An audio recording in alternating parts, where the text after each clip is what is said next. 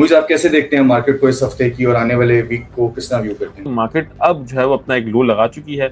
अब यहीं पर ही खेल रही है। 1,50,000 जो है वो डिफाइंड आपका हो गया है सपोर्ट एरिया, जो कि बार-बार सपोर्ट लेता है, और 1,50,400 पॉइंट पे ही आज मार्केट क्लोज हुई है।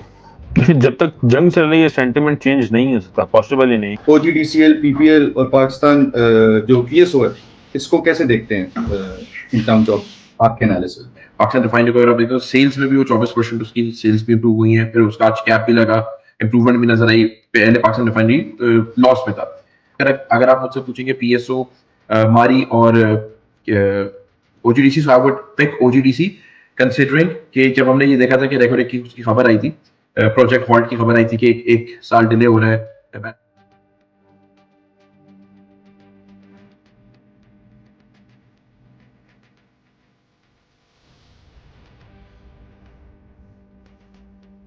अस्सलाम वालेकुम, welcome to another episode of PSX Haftanama. हमें साथ ज्वाइन कर रहे हैं मुफीस अजीज और Moish Shahzad. Welcome to the show.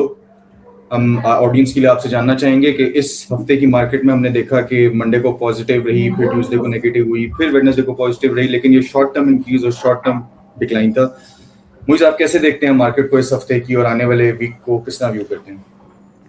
देखिए, मार्केट पूरी जियोपॉलिटिकल सिचुएशन पे ही चल रही है। अगर आप लास्ट इस मंडे की बात करते हैं, तो संडे को ट्रम्प का बयान आया था कि वॉर पहले, क्योंकि फ्राइडे तक ये चल रहा था कि जो वॉर है, जंग है, वो जल्दी ही खत्म होने वाली है। फिर सारी चीज़ें चल रही थी, लेकिन फिर ट्रम्प का बयान आया कि 2 से 3 हफ्ते और मजीद लग सकते हैं जंग को खत्म होने में, तब तक जंग चल सकती है। तो ये नेगेटिव इम्पैक्ट लिया। इवन मार्केट ने भी, इंटरनेशनल मार्केट के अंदर क्रूड ऑयल देखते हैं तो वो भी पॉजिटिव चले गया, बहुत बढ़ गया था। तो ये सारी चीज़ें नहीं, जिस तरह से मंडे तकरीबन 4,500 पॉइंट मार्केट माइनस रही मंडे वाले दिन, और उसके बाद ट्यूसडे वाले दिन भी यही सिचुएशन थी, जिसके अंदर मार्केट थोड़ी नीचे गई, लेकिन उसके बाद मार्केट में अच्छी रिकवरी आई और 1900 पॉइंट मार्केट प्लस। और उसके बाद ट्यूसडे वाले दिन ही रात को ईरान की तरफ से आया था कि हम भी राजी हैं जंग खत्म करने के लिए, जो कि बहुत ही पॉजिटिव न्यूज़ थी। फिर अगले दिन हमने देखा कि मार्केट 7,000 पॉइंट प्लस गई थी, होल्ड भी लगा था पॉजिटिव में, और 6,800 पॉइंट के करीब मार्केट प्लस बंद हुई। उसके बाद फिर नेक्स्ट डे यानी कल का दिन 3,500 पॉइंट माइनस। और आज क्योंकि इंटरनेशनल मार्केट के अंदर कल जो ट्रम्प का बयान आया था, उसके बाद तो इंटरनेशनल मार्केट के अंदर भी प्रेशर था, क्रूड ऑयल बहुत ज़्यादा बढ़ गया था, तो इस और पेट्रोल की प्राइस भी बढ़ गई पाकिस्तान के अंदर। तो उसके बाद आज मार्केट तकरीबन 3,000 पॉइंट माइनस के लिए, उसके बाद अच्छी रिकवरी देखी और 1,600 पॉइंट माइनस मार्केट बंद हुई आज। तो मार्केट कंपैरेटिवली अगर हम देखते हैं तो बेहतर है। मैं एक और चीज़ आपसे शेयर करूंगा, मैं अभी ही देख रहा था थोड़ी देर पहले ही, मैं बोला आप पब्लिक से जो है वो शेयर की जाए। मार्केट जो गिरना शुरू हुई थी वो जनवरी के एंड से गिरना शुरू हुई थी। जनवरी के जो लास्ट वीक था उसके अंदर मार्केट ने तकरीबन 5,000 पॉइंट लूज किए थे, और कंसेक्यूटिव 5 हफ्तों के अंदर मार्केट नेगेटिव रही थी। उसके बाद हम बात करते हैं 6 हफ्तों तक सॉरी नेगेटिव रही थी। उसके बाद हम बात करते हैं 13 मार्च से, तो 13 मार्च वाला जो वीकेंड था उसके अंदर 3,600 पॉइंट माइनस थी। और उसके बाद पिछले 3 हफ्तों से मार्केट सिर्फ हज़ार पॉइंट माइनस हो रही है पूरे हफ्ते के अंदर। जो लास्ट वीक था उसके अंदर 1,100 पॉइंट, और इस वीक भी तकरीबन जो है वो 1,300 पॉइंट मार्केट माइनस है। तो मार्केट अब जो है वो अपना एक लो लगा चुकी है। अब यहीं पर ही खेल रही है। 1,50,000 जो है वो डिफाइंड आपका हो गया है सपोर्ट एरिया, जो कि बार-बार सपोर्ट लेता है, और 1,50,400 पॉइंट पे ही आज मार्केट क्लोज हुई है। तो मार्केट मुझे लगता है कि अब नीचे की जगह शायद इतनी नहीं बाकी, मुझे पर्सनली ऐसा लगता है। और जंग भी अगर आप हर तरफ देखते हो, ईरान की तरफ, यूएस की तरफ, तो और पूरी दुनिया की तरफ, तो ऑयल प्राइस जब महंगी होती है तो सर्वाइव करना मुश्किल हो जाता है मुल्कों का, इकोनॉमीज का।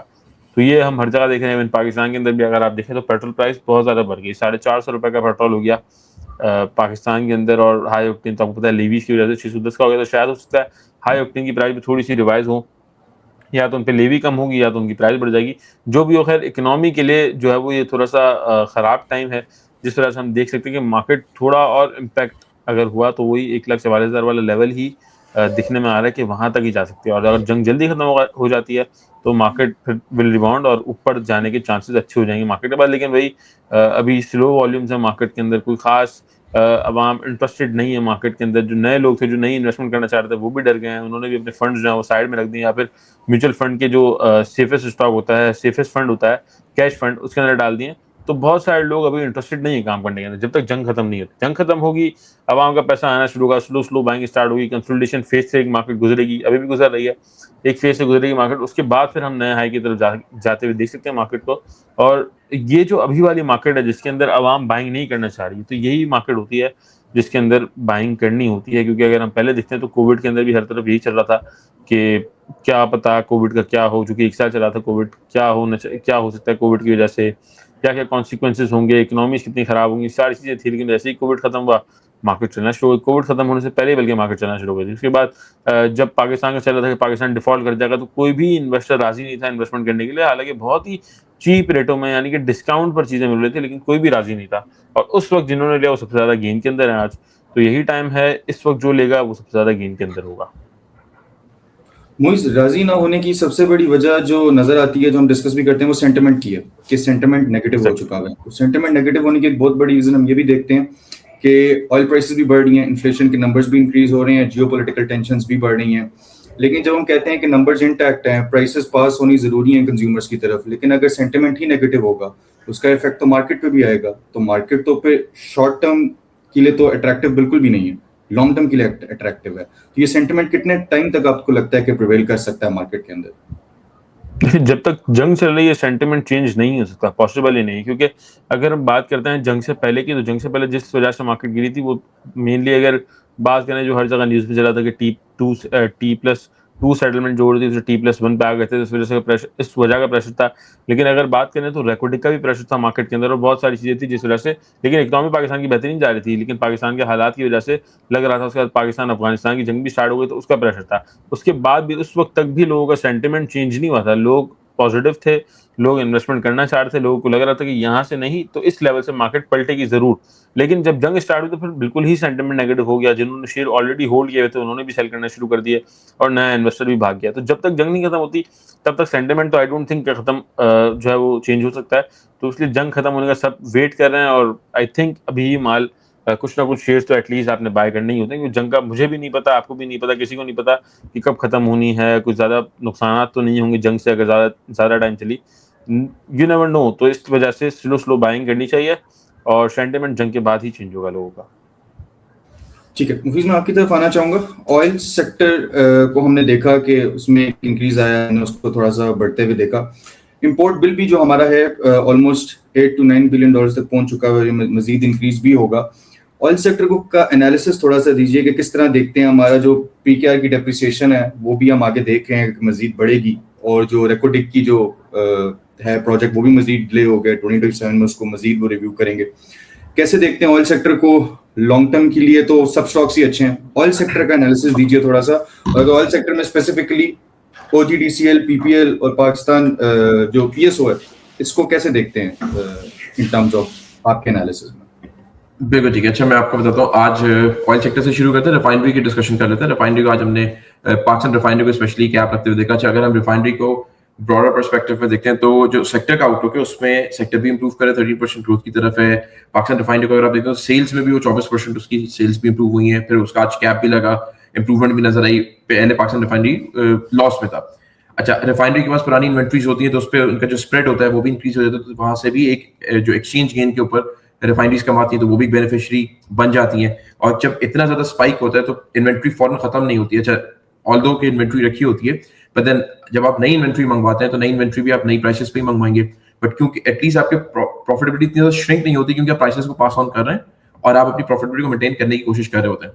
और जो अगर आप कहीं ना कहीं मार्जिन श्रिंक होते हैं, तो आप अपनी पुरानी इन्वेंट्री से उसको स्क्वायर ऑफ कर लेते हैं, क्योंकि आपकी पुरानी इन्वेंट्री रखी होती है और उसको आप ऑलरेडी नए प्राइसेस पे बेच रहे होते हैं। तो रिफाइनरी हमें मजबूत भी नजर आया। जहां तक आपने बात की OGDC, PSO और हमारी पेट्रोलियम की, तो बिल्कुल ऑयल सेक्टर, देखिए ऑयल सेक्टर में भी आपको देखना पड़ेगा मारी नई डिस्कवरीज करेगा। अगर नहीं करता तो शायद मारी उतना अट्रैक्टिव ना हो जितना उसके अगेंस्ट OGDC अट्रैक्टिव लगेगा। इन रेट्स पे इस वक्त OGDC अगर आप मुझसे पूछेंगे PSO, मारी और OGDC, so I would pick OGDC, considering कि जब हमने ये देखा था कि रेकोडेक की उसकी खबर आई थी, प्रोजेक्ट हॉल्ट की खबर आई थी कि एक साल डिले हो रहा है बैरेक गोल्ड की तरफ से, तो एक प्रेशर था। लेकिन उतना प्रेशर नहीं था, रीजनिंग बीइंग कि OGDC अपनी डिस्कवरीज कर रहा है। और अगर हमारी प्राइसेस जो है इंटरनेशनल कमोडिटीज क्रूड ऑयल की पास इंक्रीज होती हैं इंटरनेशनल मार्केट पे, तो वो हमारी जो लोकल इंडस्ट्री है, वो जब आपकी सप्लाई होती है, दो चीज होती है, एक सप्लाई होती है, एक डिमांड होती है। हमारे यहाँ डिमांड को क्रश करना है और सप्लाई पूरी करनी, तो डिफरेंट चीज है। तो OGDC जो सप्लाई को पूरा करना है, वहां पे एक अच्छी केटरिंग कर सकते हैं इन टर्म्स ऑफ डिस्कवरीज वो ऑलरेडी कर रहा है गैस। तो वहां पे OGDC, आई स्टिल बिलीव कि it's at this point of time in rates पे OGDC अट्रैक्टिव लग रहा है। बिल्कुल सही है। हमारे पास कुछ खबर आईएमएफ की तरफ से भी आ रही थी कि उन्होंने 15.6 ट्रिलियन के नए टैक्स टारगेट्स दे दिए हैं, ठीक है, और ये कौन से सेक्टर्स या किस जगह पे ज्यादा टारगेट होंगे और कहाँ से ये जो टैक्स है कलेक्ट किया जाएगा, इसकी पार्ट ज्यादा प्ले करेगी, इस पे भी थोड़ा सा जरा बता दें। देखिए सबसे इम्पोर्टेंट चीज तो ये है कि सबसे पहले जब टैक्स लगता है, हमारी बैंकिंग सेक्टर ऑलरेडी बहुत टैक्स भर रही है, ठीक है, हमारा कॉर्पोरेट ऑलरेडी टैक्स भरता है, बट देन जो हमारी सबसे बड़ी जिस क्लास के ऊपर हमें बात करने की जरूरत भी है, that is salaried class. Corporate भी कमा रहा है और टैक्स भर रहा है, और सैलरीड क्लास तो क्रश ही हो जा रही है इस इकोनॉमी में। रीजन बीइंग कि वो इतना कम, उनके इंक्रीमेंट्स अगर आप देखते हैं ना, सैलरीड क्लास के जो बंदा सैलरी महीने की लेकर आता है, उसका इंक्रीमेंट इंडस्ट्री नॉर्म के हिसाब से 10% ही है, तो वो 10% इंक्रीज करता है। इन्फ्लेशन आपकी इस वक्त 7.5% थी, अभी जिस तरह प्राइसेस फ्यूल की बढ़ी है, वो इन्फ्लेशन आपकी चली जाएगी 8.5-9% पे। तो आप 10% का सालाना इंक्रीज कर रहे हैं, लेकिन विद इन 1 मंथ आपकी प्राइसेस रिवाइज होंगे। अब ये दो डिफरेंट पर्सपेक्टिव है। एक पर्सपेक्टिव ये कि ये अच्छा है इकोनॉमी के लिए कि आपने प्राइसेस को होल्ड नहीं किया, आपने पास ऑन किया ताकि कंपनीज को प्रॉब्लम हो और आपका रुपी भी प्रेशर है। बट देन जो दूसरा बंदा है जो एक सैलरीड क्लास है, तो उसके ऊपर ही टैक्सेस भी ज्यादा है, उसके ऊपर प्राइसेस पास ऑन का इम्पैक्ट भी ज्यादा आता है, एंड देन इवेंचुअली उसका जो ग्रोथ रेशियो है ना पाकिस्तान में, वो इतना नहीं है। तो अगेन मुझे ऐसा लगता है कि आईएमएफ के पास भी ये बात लेके जाई जाती है, और आईएमएफ भी कहता है कि देयर आर मल्टीपल सेक्टर्स जिसको आप टैक्स नेट पे ला सकते हो, पाकिस्तान नहीं लेकर आ रहा। बट अब मुझे लगता है कि उस पर वर्किंग हो रही है। बहुत सारे ऐसे टैक्स हैं, नए डिफरेंट सेक्टर्स जिनको टैक्स ब्रैकेट में लाया जाएगा, because I tell you something, अगर आप उसी क्लास को उसी सैलरी क्लास को टैक्स ब्रैकेट में लाते रहेंगे, तो हमने ये भी चीज देखी थी कि जो आपकी सैलरी क्लास की इनकम थी कुछ महीने की, आई थिंक एक क्वार्टर की प्रॉब्ली इनकम होगी, वो आपने सब्सिडी पे दे दी थी, जो आपने अभी होल्ड किया था प्राइसेस पास होने की थी। तो आप कितना ही उसको क्रश कर सकते हैं, तो आपको कहीं ना कहीं डिफरेंट सेक्टर्स को टैक्स नेट में लाना पड़ेगा, टैक्स ब्रैकेट बढ़ाना पड़ेगा, एंड इंपॉर्टेंटली टैक्स ब्रैकेट बढ़ाने से भी ज्यादा जो आपका टैक्स ब्रैकेट ऑलरेडी एग्जिस्टिंग है, उसको एक अच्छे टैक्स नेट पे फॉलो करना पड़ेगा। आपको अपने टैक्स टारगेट अचीव करने पड़ेंगे, क्योंकि एफबीआर जब अपना टैक्स टारगेट फेल कर देता है अचीव करने से, तो वो भी एक प्रॉब्लम होता है कि ऑलरेडी जो टैक्स नेट पे है वही अचीव नहीं हो रहा, तो आप नए, और जब आप किसी नए सेक्टर को टैक्स करते हैं तो ऐसा नहीं होता कि आपने नए सेक्टर पर टैक्स लगाया, टैक्स हो गया। People always file alternative. आप चाहे वो स्टील इंडस्ट्री के स्क्रैप्स को देख लें, चाहे आप ऑयल को देख लें, स्मगलिंग देख लें, चाहे आप डॉलर देख लें, रुपी के आप हवाला हुंडी देख लें, तो ये प्रॉब्लम्स होती हैं जब आप टैक्स नेट पे लाते हो। उसके लिए बहुत बड़ी वर्किंग करनी होती है, और आपको प्रॉपर वर्किंग करनी होती है ताकि आपकी ब्लैक ग्रे इकोनॉमी जो है वो स्टार्ट ना हो जाए। तो आई थिंक मल्टीपल सेक्टर्स आएंगे, और तरीके से इसको टैक्स नेट में आने की बहुत ज्यादा जरूरत भी है। बिल्कुल सही है। मैं मुझे आपकी तरफ आना चाहूंगा वापस। पाकिस्तान की इकोनॉमी जो है वो 3.89% के साथ 2 क्वार्टर्स में फिस्कल ईयर 26 के इंक्रीज की है, और देखा जाए तो पाकिस्तान का जो ट्रेड डेफिसिट है वो भी 23% बढ़ के $28 बिलियन का हो चुका है। एक तरफ हमारा ट्रेड डेफिसिट बढ़ रहा है, तो हमारी इकोनॉमी भी ग्रोथ की तरफ जा रही है, लेकिन हमारी हैवी रिलायंस जो है वो लोन्स के ऊपर है, और हमारे जो फॉरेन रिजर्व्स भी बढ़ रहे हैं वो भी लोन्स के ऊपर है, वो एक टाइम पे हमने वापस भी करने हैं, ठीक है। सो कैसे देखते हैं ये फॉरेन एक्सचेंज रिजर्व जो हमारे बढ़ रहे हैं, ये जो हमने वापस भी करने होंगे, तो इसका भी एक इम्पैक्ट इकोनॉमी के ऊपर आएगा।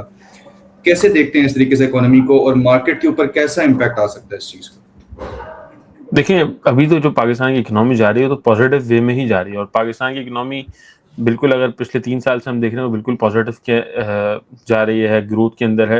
लेकिन एक ही इम्पैक्ट अभी जो पाकिस्तान को फेस आएगा या जो आ रहा है वो आ रहा है ऑयल का, सिर्फ और सिर्फ वो भी इंटरनेशनल जंग की वजह से, और जंग क्योंकि पाकिस्तानी रीजन के अंदर ही है तो इस वजह से ज़्यादा इम्पैक्टफुल है, और ऑयल भी पाकिस्तान का यहीं से आता है, तो इस वजह से जो प्राइसेस हैं इंटरनेशनल मार्केट के अंदर वो ऑयल की प्राइसेस बढ़ रही हैं जो कि पाकिस्तान के ऊपर आ रही है, जिससे ऑयल पाकिस्तान का पेट्रोल महंगा हो रहा है। पेट्रोल महंगा होगा तो सारी चीज़ें महंगी होंगी, सारी चीज़ें महंगी होंगी, इन्फ्लेशन बढ़ेगा, इंटरेस्ट रेट बढ़ेंगे, और इसी से वाइस वर्सा जो सीधा जो है वो इंटरेस्ट रेट बढ़ने से सारी कंपनीज के ऊपर इम्पैक्ट आएगा, और जितनी भी कंपनी स्टॉक मार्केट में लिस्टेड है सबकी प्रॉफिटेबिलिटी कम हो जाएगी, क्योंकि फाइनेंशियल कॉस्ट सबको लगेगी, सबके पास लोन अच्छे खासे लिए हुए हैं, तो उससे फिर जो है वो नई रिवाइज होगी मार्केट, नए लेवल्स निकलेंगे हर शेयर के, इवन इंडेक्स के, इस तरह से सारी चीज़ें चलेंगी। तो अभी तो मुझे लगता है कि अगर हम इकोनॉमी के बारे में बात करें तो इकोनॉमी तो वेल एंड गुड जा रही है हमारी, कोई भी पाकिस्तान के लिए प्रॉब्लम वाली बात नहीं है। लोन इवन अगर हम देखते हैं तो आईएमएफ भी पिछले हफ्ते अप्रूव हो चुका, लास्ट जो ट्रांजेक्शन थी, थर्ड ट्रांजेक्शन, वो भी पाकिस्तान को मिल जाएगी। सही है, तो सारी चीज़ें पॉजिटिव वे के अंदर जा रही हैं, सिर्फ जंग का ही इशू है, जंग खत्म होगी तो मार्केट फौरन से भागेगी इंशाल्लाह। बिल्कुल ठीक है। मुफीज, मैं आपकी तरफ आना चाहूंगा। आपने रिफाइनरी सेक्टर का भी एनालिसिस किया, ऑयल सेक्टर का भी एनालिसिस किया। मैं आपसे थोड़ा सा एलएनजी के बारे में के डायनेमिक्स को जानना चाहूंगा। बेसिकली एक खबर हमारे पास आ रही थी कि जो रूफटॉप सोलर एडॉप्शन है, उससे पाकिस्तान जो है $12 बिलियन जो है एलएनजी इंपोर्ट्स के अंदर बचा सकता है। ये चीज़ कितनी इफेक्टिव रहेगी हमारी इकोनॉमी के लिए, और जो हमारे एलएनजी कॉन्ट्रैक्ट्स हैं वो भी कुछ कैंसिल हुए, कौन सी कंपनीज हैं जिन पे इनका इफेक्ट आएगा, थोड़ा सा एलएनजी के डायनामिक्स को थोड़ा सा डिस्कस करें। देखिए, फर्स्ट ऑफ ऑल इंपोर्ट, अगर हम आरएलएनजी को पूरा पीछे से लेके चलते हैं तो पहली चीज तो ये कि आप इंपोर्ट कर रहे थे, आपकी इकोनॉमी डिपेंडेंट थी, एंड देन फिर हमारी वॉर स्टार्ट हुई और वहां से आपकी जो डिमांड थी वो थोड़ी कर्टेल होने के लिए रुक गई। अब आप जाते हैं ऑल्टरनेटिव्स पे, आपके पास even I would tell you कि कोल भी, अगर आप सीमेंट की बात करते हैं तो उसमें भी आरएलएनजी की कहीं ना कहीं कोल आप कर्टेल करेगा कि अगर लेट्स से हमारे पास ये पर्टिकुलर ऑल्टरनेटिव नहीं है तो हम कोल की तरफ शिफ्ट कर जाएंगे, हम सोलर की तरफ शिफ्ट कर जाएंगे। तो ऑप्शंस अवेलेबल होते हैं। आपकी इकोनॉमी कभी भी एक सिंगल चीज पे रिलाई नहीं करती। फॉसिल फ्यूल नहीं है तो इलेक्ट्रिक व्हीकल्स आ गए, हाइब्रिड्स आ गए। सिमिलरली आप किसी भी इंडस्ट्री को उठा लें, there will always be alternatives, but आप उसे किस तरह लेकर आते हैं, क्योंकि हमने जब सोलर अडॉप्शन पाकिस्तान में बिल्ड होनी शुरू हुई थी तो इंपोर्ट भी खुल गई थी, बहुत सारी चीजें हो गई थी, एंड देन व्हाट हैपेंड कि आपने, जब आपके पास एक स्ट्रक्चर्ड पॉलिसी नहीं होती तो वो फिर फ्लॉट पॉलिसी कहलाती है। उसकी वजह से आप, अगर आपके पास तसलसल ना हो पॉलिसी का तो वो एक ज्यादा डैमेज क्रिएट करता है कि आपने अगर लेट्स से इंपोर्ट खोल दिया, आपके सोलर आने लग गए, सोलर लगने लग गए, और फिर आपके नेट मीटरिंग और बिलिंग्स के इशू आने लग गए, तो पब्लिक का एक कॉन्फिडेंस शाटर होता है। सिमिलरली आप, अगर आप एलएनजी की बात करते हैं और एलएनजी के ऑल्टरनेटिव्स आप रेडी करते हैं, तो उसके लिए भी आपको इंडस्ट्रीज को, हाउस होल्ड्स को, हर चीज को ट्रस्ट में लेना पड़ेगा कि आप उसको शिफ्ट किस तरह करेंगे। सिर्फ एक खबर से ये देख लेना कि there is always a good alternative, जरूरी नहीं है कि वो गुड ऑल्टरनेटिव हो या वो कितना इंपैक्टफुल हो। सिमिलरली जैसे हम बात करते हैं कि रिफाइनरीज की बात करते हैं कि हमारे पास टोटल 4 रिफाइनरीज, चले 5 रिफाइनरीज कर लें, हमारी रिफाइनरीज वो नहीं है जो हर तरह का क्रूड ऑयल जो है वो रिफाइन कर सके, राइट? क्योंकि हमारी चाहे ग्रीन फील्ड हो या हमारी रिफाइनरी पॉलिसी हो, रिफाइनरी पॉलिसी तो हमारे हाथ में है ना कि हम उसको कब अपडेट करें, पर हम नहीं करते क्योंकि हम इन्वेस्टमेंट उसको करते ही नहीं है। तो वो कह देना इज नॉट सफिशिएंट, करना is sufficient, and we'll have to see. Similarly आप जंग को भी इस तरह ही ले लें, कह देना कि जंग रुक गई इज नॉट सफिशिएंट अंटिल जंग रुके, वो मटीरियलाइज हो, वो मटीरियलाइज होगा, फिर इंडस्ट्री उसको ट्रांसलेट करेगी कि इम्पैक्ट किस तरह करती है, और उसके अंदर भी आपको हजार चीजें प्रोस एंड कॉन्स नजर आएंगे, and then you will compare to different options and which one is the viable. आपने पॉलिसी फ्रेमवर्क की बात की, अगर पॉलिसी फ्रेमवर्क को हम देखें तो करंट पॉलिसी फ्रेमवर्क जो है उसको किस तरह देखते हैं, और what are the better alternatives जो कि अपनाए जा सकते हैं as in a better policy, जिससे जो है हम इकोनॉमी को थोड़े बेहतर तरीके से मूवमेंट कर सकते हैं। How would privatisation play in, अगर हम अपनी पॉलिसी के अंदर उसको भी ऐड करें, या हमने किया होता तो आज इकोनॉमी कहाँ खड़ी होती? इस बार अगर हमने किया होता तो बहुत बेहतर होता, लेकिन हमने अब नहीं किया और हमने बहुत ज्यादा चीजों को स्टेल कर दिया या बहुत ज्यादा लिंगर ऑन किया चीजों को, और उसका इम्पैक्ट हमें नजर आया, और वो हमने हैवी लॉसेस आवाम पे पड़े और फिर इकोनॉमी पे भी पड़ा। बट उसके ऊपर बात करने से मतलब, मैं इकोनॉमिस्ट तो नहीं हूं तो मैं उससे ज्यादा कोई बेहतर कॉम्पिट नहीं कर सकता। फ्रेमवर्क किस तरह बिल्ड करना है, फ्रेमवर्क तो गवर्नमेंट बिल्ड करेगी, मैं उसके ऊपर उस पॉलिसी जब ट्रांसलेट होगी वो मार्केट को या इकोनॉमी को या देन कंपनीज को या इंडिविजुअल्स को किस तरह इम्पैक्ट करेगी, मैं उसके ऊपर एनालिसिस कर सकता हूँ। सो वील हैव टू सी कि पर्टिकुलर फ्रेमवर्क बिल्ड क्या हो रहा है, क्योंकि मैं फ्रेमवर्क तो बिल्ड नहीं कर सकता, बट देन जब फ्रेमवर्क बिल्ड होगा तो वो ट्रांसलेट किस तरह होगा कंपनीज पे, उसके ऊपर हम एनालिसिस कर सकेंगे। सही है, बिल्कुल ठीक है। मुझे, मैं आपकी तरफ आना चाहूंगा कि करंट मार्केट सिनेरियो के अंदर ऑयल सेक्टर को तो हमने बढ़ते हुए देखा, सीमेंट सेक्टर को किस तरह से देखते हैं करंट मार्केट सिनेरियो के अंदर? इन्वेस्टमेंट के लिए कौन से स्टॉक ज्यादा आपको अट्रैक्टिव लगते हैं? देखिए, सीमेंट सेक्टर की वैल्यूएशंस तो अच्छी हैं, अगर हम सारी चीजें देखते हैं, इनकी प्रॉफिटेबिलिटी, प्रॉफिट मार्जिन, हर चीज इंप्रूव हुई है पहले भी, ठीक है। ये क्वार्टर जो लास्ट रिजल्ट आया था उसके अंदर थोड़ा सा कह सकते हैं कि थोड़ी सी कम अर्निंग्स आई थी, लेकिन स्टिल बहुत ज़्यादा अट्रैक्टिव रेट्स पर आपको मिल रहा है। मैपल लीफ सीमेंट है, पूरी कहानी है इसके अंदर, क्योंकि पायनियर सीमेंट इसने एक्वायर किया है, फैसल बैंक एक्वायर करेगा, सारी की प्रॉफिटेबिलिटी मैपल लीफ के पास आनी है। तो मैपल लीफ जो है पर्सनली मुझे बहुत अच्छा लगा सीमेंट सेक्टर के अंदर। दूसरे नंबर पर आता है लकी सीमेंट, क्योंकि बड़ा ग्रुप है, हैवी ग्रुप है, तवा ग्रुप, मैनेजमेंट अच्छी है, प्रॉफिटेबिलिटी है, बिजनेस बहुत सारे हैं। तो लकी सीमेंट आप ले सकते हैं। इसके बाद डीजी खान, क्योंकि निशात ग्रुप पीछे है, तो डीजी खान सीमेंट सेक्टर में ये हो गया। और सबसे जो मेन और अच्छा सेक्टर मुझे लगता है, और उसके अंदर मेन जो स्क्रिप्ट लगता है, वो मुझे लगता है फार्मास्यूटिकल का, जिसके अंदर सबसे टॉप पर है गैलेक्सो, और दूसरे नंबर पर एबट भी आप बाय कर सकते हैं, क्योंकि 10 के पी पर मिल रहा है, डिविडेंड अच्छा है। गैलेक्सो का भी यही है, अराउंड 10 के पी पर मिल रहा है, और पे आउट भी इसने 12 रुपए किया है इस बार। तो गैलेक्सी और रेबट हो गया, और अगर छोटे में लेना है तो एजीपी 200 रुपए के अराउंड मिल रहा है, वो आप बाय कर सकते हैं। एजीपी की भी प्रॉफिटेबिलिटी अच्छी है, प्लस इस बार से 6 रुपए का डिविडेंड भी दिया है।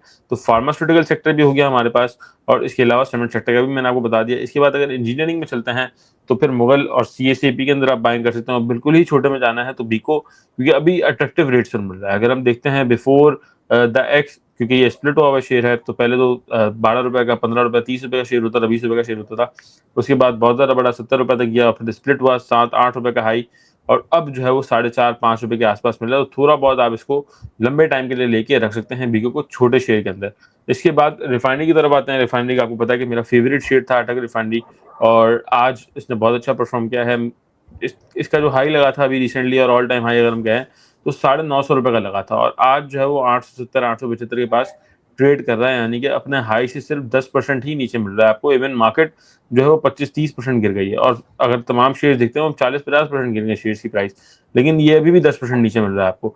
तो अटक रिफाइनरी है, और छोटे के अंदर सिनर्जी के अंदर आप बाय कर सकते हैं। सिनर्जी कंटिन्यूसली मजबूत है इस मंदी के अंदर भी, जिसके अंदर मार्केट खराब हुई, लोगों का सेंटिमेंट टूटा, सारी चीजें हुई, लेकिन उसके अंदर भी सिनर्जी नहीं गिरा, और अभी भी 7.25-7.5 रुपए के पास ट्रेड कर रहा है। तो छोटे शेयर के अंदर, और पाकिस्तान रिफाइनरी जो आज अपर कैप भी लगा 24 रुपए का लो लगा के, मतलब इस मंदी के अंदर 24 रुपए का लो लगा के आज 32 रुपए 90 पैसे पर अपर कैप बन हुआ, तो लो से भी 10 रुपए बढ़ गया। यानी कि अगर हम कैलकुलेट करें तो 20% 25% इंक्रीज हो गया अपने लो से ये शेयर प्राइस, बल्कि ज्यादा परसेंट, आई थिंक 30-40% इंक्रीज कर गया अपने लो से। तो शेयर्स जो अच्छे होते हैं, जो हम बताते हैं, हम नहीं भी बताते, अगर आपकी अपनी रिसर्च है, तो जो अच्छे शेयर्स होते हैं वो एनी टाइम आप बाय कर सकते हैं, अगर वो अट्रैक्टिव रेट्स पर मिल रहे हैं, उनकी वैल्यूएशन सही है। तो जो शेयर्स मैंने आपको अब तक बता दिए सारे अट्रैक्टिव रेट्स पर मिल रहे हैं। इसके अलावा ओजीडीसी का मुफीज ने भी कहा, तो ओजीडीसी के अंदर भी आप बाइंग कर सकते हैं, क्योंकि रेकॉर्डिक आज नहीं हो रहा, कल नहीं हो रहा, परसों तो होना है, साल बाद तो होना है, उसकी प्रॉफिट आने ही है, और कंपनी का जो अपना प्रॉफिट है वो भी बहुत तगड़ा है। तो सारी चीजें बेहतरी की तरफ है कंपनी के लिए। तो आई थिंक आप इन्वेस्टमेंट करना शुरू कर दें, और जो शेयर्स कुछ सेक्टर मैंने बता दिए हैं उनके अंदर भी आप बाइंग कर सकते हैं। इसके अलावा आप हमारे सोशल मीडिया देखते हैं तो वहां पर भी तमाम हम वीडियोस बना ही रहे होते हैं। सही है, बिल्कुल ठीक है। मुझे आपकी तरफ आना चाहूंगा, जैसे मुझे ने कुछ शेयर्स बताए, जैसे बात की, अटक रिफाइनरी की बात की, तो हम इनमें एक मैसिव प्राइस का डिफरेंस देखते हैं, where Attock refinery is being traded और where synergy is being traded. ऐसा तो नहीं है कि इस डिप को बाय करने के लिए लोग ऐसे स्टॉक्स के अंदर घुस जाएं कि उनको बाय कर लें, लेकिन वो ओवर वैल्यूड हों और बाद में उनको नुकसान उठाना पड़े। तो कौन से स्टॉक्स पर्टिकुलरली रिफाइनरी के अंदर आप देखते हैं उनमें इन्वेस्टमेंट करनी चाहिए जो बेहतरीन होंगे, कि ओवर वैल्यूड ना हो और इन्वेस्टमेंट के लिए अच्छे होंगे? देखिए, Attock refinery would be the top pick, इसलिए क्योंकि रिफाइनरी सेक्टर में बहुत मजबूत कंपनी है, कंपनी के कैश फ्लोज भी अच्छे हैं, कंपनी मैनेजमेंट भी अच्छी है। अटक रिफाइनरी, चाहे आप उसके मार्जिन्स ले लें, चाहे आप उसके अर्निंग्स ले लें, so Attock refinery would be the first pick. अच्छा, फिर मुझे लगता है कि सिनर्जी से बेहतर आप ये है कि आप पाकिस्तान रिफाइनरी को थोड़ा सा ट्राई कर सकते हैं। उसकी वजह ये है कि synergy, although synergy being the biggest refinery in Pakistan by terms of volumes, but Pakistan refinery का थोड़ा सा टर्न अराउंड देख रहे हैं, फिर पीएसओ की सब्सिडी समझ लें, गवर्नमेंट ओन्ड, तो वो भी एक पार्ट प्ले करता है। तो थोड़ा सा, लेकिन again Pakistan refinery was making loss, उसकी अर्निंग, उसकी ईपीएस नेगेटिव थी, तो ये भी एक पार्ट था कि उसकी वजह से काफी टाइम तक पाकिस्तान रिफाइनरी रुक रहा था। बट हमें आज एक अच्छा मोमेंटम नजर आया। एंड देन अगर आपने इन्वेस्टमेंट करनी है, देन आई वुड से कि आप अटक रिफाइनरी में करें, लेकिन अगर आप इससे थोड़ा ट्रेड करना चाहते हैं तो प्राइस जो आपको वॉलिटिलिटी दे सकती है, अब बाजार जो नजर, तो वो आपको पीआरएल थोड़ा बहुत दे सकता है। और अगर आप बिल्कुल ही वॉल्यूम्स में काम करते हैं कि आपको बहुत ह्यूज वॉल्यूम्स चाहिए और आप प्राइस, अगेन अगर आपको ह्यूज वॉल्यूम्स चाहिए तो फिर आपको प्राइस छोटी रखनी पड़ेगी, तो वो सिनर्जी है। और अगर आप सिनर्जी को लेकर छोड़ देंगे तो वो भी, क्योंकि रिफाइनरी, और अगर रिफाइनरी पॉलिसी मटेरियलाइज होती है, जो कि हम एक्सपेक्ट करते हैं कि हो जाए, तो फिर यहाँ जो छोटी रिफाइनरी उसको ज्यादा बड़ा जंप मिलेगा, क्योंकि अटक ऑलरेडी पड़ा हुआ है। ये भी आप समझ सकते हैं कि अटक रिफाइनरी में ऑल्दो की थोड़ी बहुत जगह है, बट वो एक स्टेबल सस्टेनेबल कंपनी है। बट जो छोटी कंपनी जिसमें सिनर्जी आता है, उसके पास एक अच्छा गेन देने का चांस होगा जब हमारी रिफाइनरी पॉलिसी भी मटेरियलाइज होगी। जैसे ऑफिस ने बताया कि आप रिफाइनरी सेक्टर अट्रैक्टिव है, आप उसमें इन्वेस्टमेंट कर सकते हैं। वॉल्यूम्स और मोमेंटम की इन्होंने बात की, कैसे देखते हैं ट्रेडिंग के लिए करंट मार्केट के जो वॉल्यूम्स हैं वो अट्रैक्टिव हैं या नहीं? मैं सिर्फ स्मॉल शेयर्स की बात नहीं कर रहा, मैं बड़े शेयर्स की भी बात कर रहा हूँ कि मार्केट इतनी अट्रैक्टिव हो चुकी हुई है कि आप अपने बड़े वॉल्यूम्स के साथ मार्केट में भी ट्रेड ले सकते हैं, या ट्रेडर्स को थोड़ा सा वेट करना चाहिए और कैश पे रहना चाहिए करंट सिचुएशन में? देखिए, आई थिंक ट्रेडर्स को वेट ही करना चाहिए, क्योंकि वॉल्यूम्स एक दिन आ रहे हैं, दूसरे दिन नहीं आ रहे। आपने जैसे हमारी पहले बात हुई सेंटिमेंट्स की, तो सेंटिमेंट सारा का सारा नेगेटिव है। इन्वेस्टर इंटरेस्टेड नहीं है अभी बाइंग करने के लिए, तो ट्रेडर भी बिल्कुल भी नहीं है। ट्रेडर को यही लग रहा है कि वो अगर आज बाय करता है और उसको कल सेल करना है, अगर परसों सेल करना है, आफ्टर अ वीक सेल करना है, उसका पैसा ब्लॉक हो जाएगा। तो उससे अच्छा है कि वो ना ही करे, ज्यादा बेहतर है ट्रेडिंग ना करे, क्योंकि ट्रेडिंग के लिए पहले तो वॉल्यूम्स का होना जरूरी है, जो कि वॉल्यूम्स पाकिस्तानी स्टॉक मार्केट के अंदर अभी नहीं आ रहे। अगर आप कहते हैं कि वॉल्यूम अच्छे हैं, तो वॉल्यूम मेरे हिसाब से अच्छे नहीं है। 60 करोड़ का वॉल्यूम कोई वॉल्यूम नहीं होता, और फ्लक्चुएशन भी मार्केट के अंदर नहीं है, सिंपल चल रही है। परसों की अगर हम बात करें तो स्ट्रेट फॉरवर्ड 7000 पॉइंट प्लस हो गई मार्केट। उस दिन लग रहा था हर जगह देख के, स्क्रीन पे देख के, कि स्लो मार्केट के अंदर बाइंग आई है। लेकिन उसके बाद अगर कल और परसों देखते हैं, ट्रम्प के बयान की वजह से कल और परसों दोनों दिन मार्केट डाउन हो गई।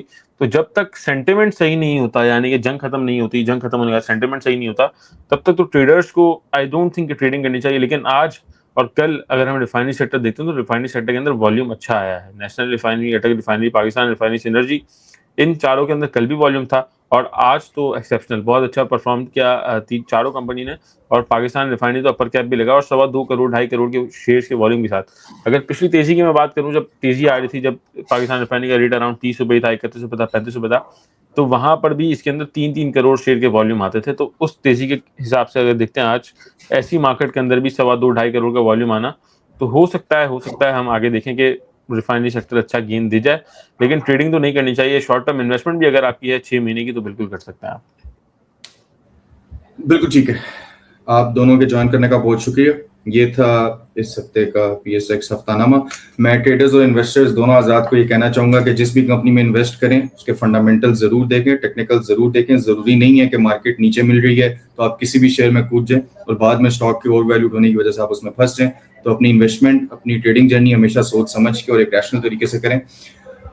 आप दोनों के ज्वाइन करने का बहुत शुक्रिया। आपसे मुलाकात होगी अगले हफ्ते, इस उम्मीद के साथ कि मार्केट पॉजिटिव होगी और सेंटिमेंट भी पॉजिटिव प्रिवेल करेगा। बहुत शुक्रिया। अल्लाह हाफ़िज़।